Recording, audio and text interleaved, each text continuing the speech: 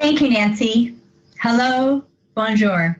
I'm tremendously honored to address you today as my first act as PEO president. I want to welcome everyone who is tuning in from their homes throughout Ontario and afar. My PEO Council colleagues, staff, members, engineering interns, students, deans of engineering and our higher education partners, employers, regulatory colleagues from across Canada, and so many other partners and friends. It goes without saying, this is not how I pictured delivering this speech when you elected me your president 15 months ago. However, with vision and hard work, we're making history today, participating in an entirely virtual annual general meeting, a first in PEO's nearly 100-year existence. I want to recognize the rapid change you have all had to make recently. I want to applaud your resilience as you find new ways of working, of taking care of your family and loved ones, and of taking care of yourself. I understand this is an unprecedented, uncertain, and constantly changing time. And although we are here virtually, we are still together. I thank you for your hard work and patience during this time. Thank you for being here. I would like to share with you what I've been hearing from the many conversations I've had about the opportunities ahead for us in the coming year. In each conversation, there has been an urge and excitement to modernize PEO towards one consistent theme: to ensure that protecting the public is paramount. This is the one goal that unites us. PEO has focused on its public protection mandate this past year as it processed and approved more than 4,000 new licenses, reviewed 121 complaints, and prosecuted 3 individuals over illegal practice matters. In addition, over the past few months, PEO and the engineering community have protected the public interest in their activities during the pandemic. I want to recognize the recent outstanding efforts of our CEO registrar, staff, and volunteers. One such example of how they have innovated during this emergency was by providing digital stamps to newly licensed engineers so their work could be sealed.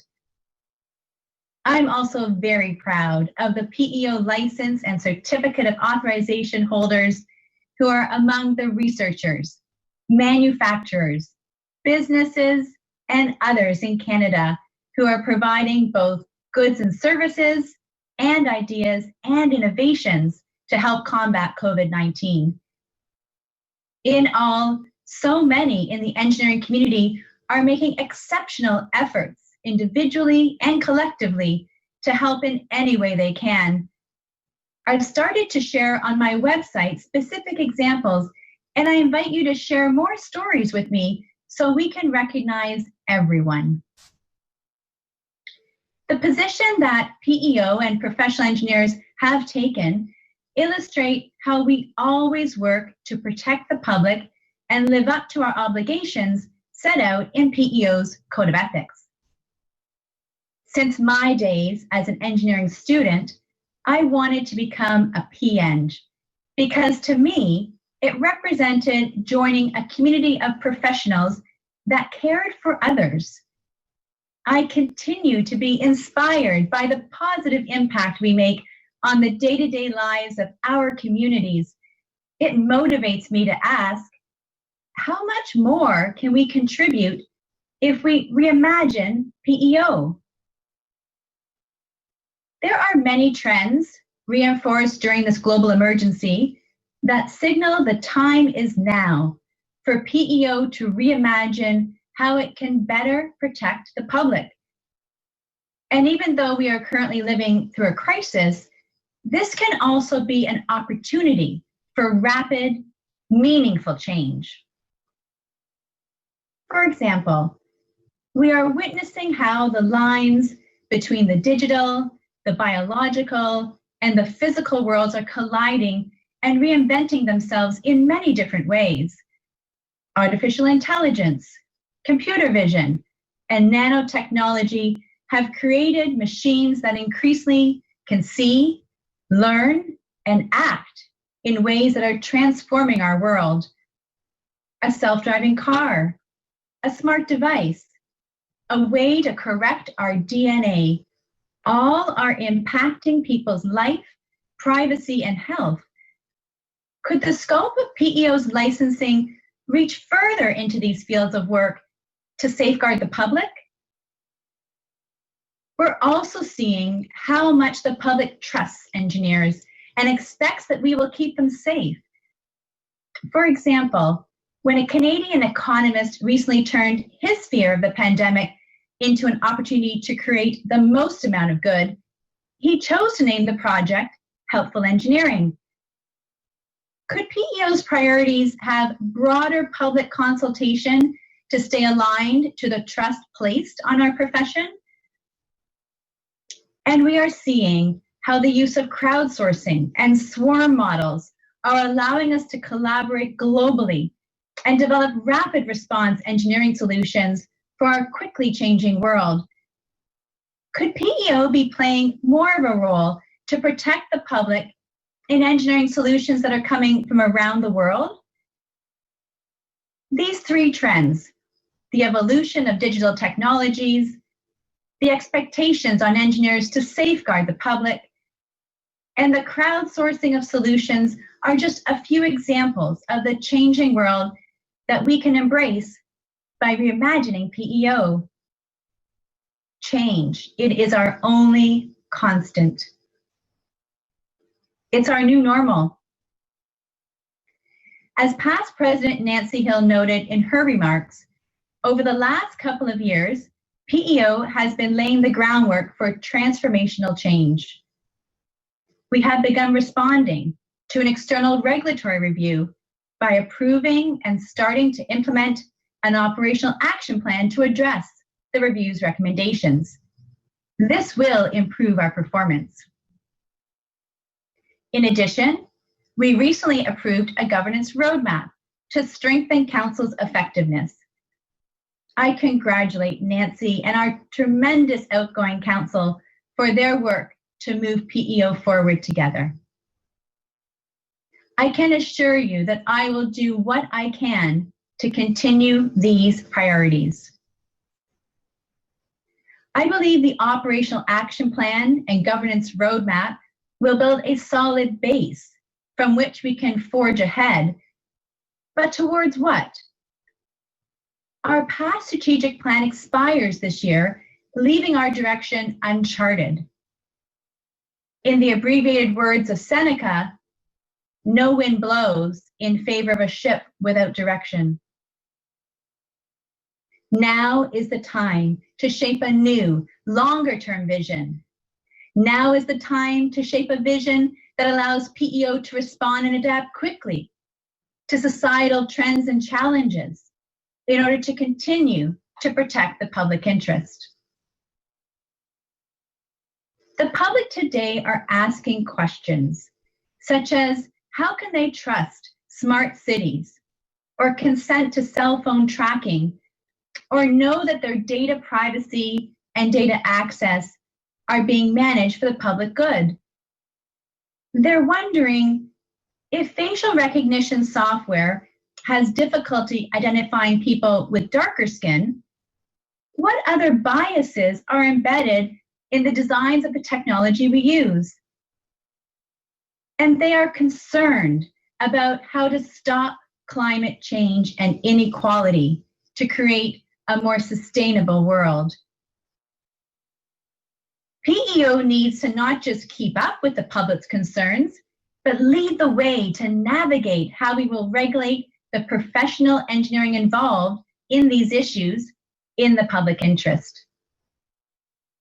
To do so will require a transformation of some parts of PEO while preserving what is helpful and working.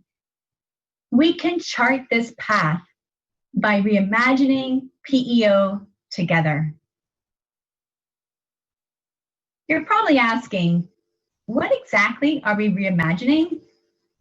We can reimagine who and what we need to regulate to protect the public interest 10, 20, or 30 years from now. And we can reimagine the power of the PEng license to deliver on that public service. This can be an opportunity to dramatically increase the impact of engineering regulation in Ontario. I want to share some of my own early ideas. These are meant as thought starters as we work to share what reimagining together will look like. We can collaborate with higher education institutions, employers, and others to reimagine the competencies and assessments for the next generation of licensed engineers. We can strengthen our partnerships with other regulators to reimagine how we work across borders to oversee open sourced or globally developed engineering solutions used in Ontario. We can create citizen conversations to reimagine how we regulate emerging technologies and the innovative people who create and work with them so that technological impacts for the public are beneficial for all.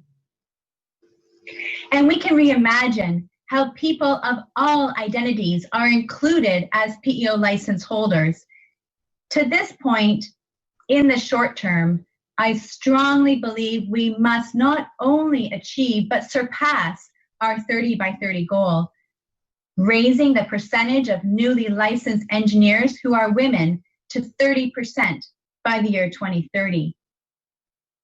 Passing this tipping point will bring sustained culture change, will teach us how to remove barriers to license and practice, and will invite people of many diverse identities to become engineers. The evidence is clear. This will have a direct impact on how PEO protects the economic interests, life, and health of the public. I realize this reimagining can feel like a daunting task. Personally, I have found the most rewarding times in my career have been when I moved beyond what was known and routine and followed my passion to take on a new challenge. The work to establish a long-term vision for PEO will need us all working together. It will need a large group. Process matters, and people, partnerships, and culture are the anchors.